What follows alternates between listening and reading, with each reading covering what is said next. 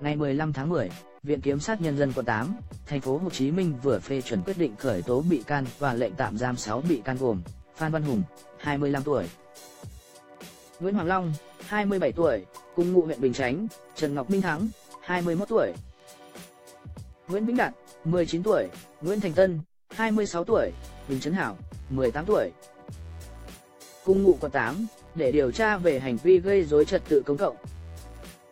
Cả 6 bị can là những thành viên của hai nhóm giang hồ tham gia vào vụ hỗn chiến vào tối 6/10 ở cầu Nhị Thiên Đường. Hiện công an đang tiến hành truy bắt hai đại ca cầm đầu hai băng nhóm là Nguyễn Trí T, phường 6, quận 8, thành phố Hồ Chí Minh, 26 tuổi, ngụ quận 5, và Trương Nguyễn Thanh L, 20 tuổi, ngụ quận 8, và ra thông báo cho những người tham gia hỗn chiến ra đầu thú để hưởng khoan hồng. Theo đó, công an xác định hai băng nhóm giang hồ này do T. Công an xác định nguyên nhân vụ hỗn chiến là do T cầm đầu và L. Sau đó, cả hai nói chuyện với nhau nhưng không giải quyết được, có mâu thuẫn vặt từ trước, và L.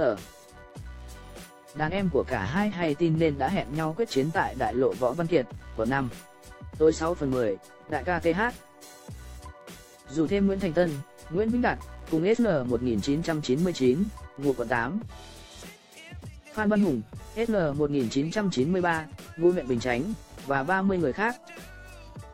Khi đi, nhóm mang theo dao, ống sắt, xỉa tự chế điều khiển nhiều xe máy độ chế.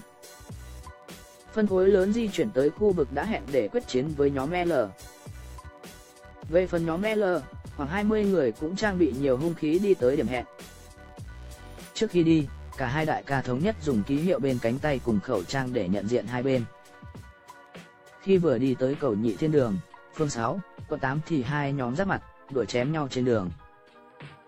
TR trong quá trình đuổi chém, anh LN, 21 tuổi, ngụ quận 8, là người đi đường, bị một số đối tượng chém gây thương tích ở lưng. Khi công an có mặt, cùng đàn em vội tẩu thoát khỏi hiện trường, và L hai đại ca TH anh N bị thương với vết chém dài khoảng 10 cm được công an đưa vào bệnh viện cấp cứu điều trị. Người dân địa phương được phen hoảng sợ. Tại hiện trường, công an thu giữ 13 xe máy, hàng chục con dao, cây chĩa, ống tuyếp sắt cùng nhiều hung khí khác. Trong đêm, công an bắt giữ 6 đối tượng là các thành viên của hai nhóm giang hồ. Một cán bộ công an quận 8 cho biết, những người trong cả hai nhóm thậm chí không biết nhau hoặc mới quen biết vài ngày. Khi được rủ đi đánh nhau thì đồng ý kiểu khi nào bạn có mâu thuẫn cần giúp đỡ thì sẽ giúp ngược lại.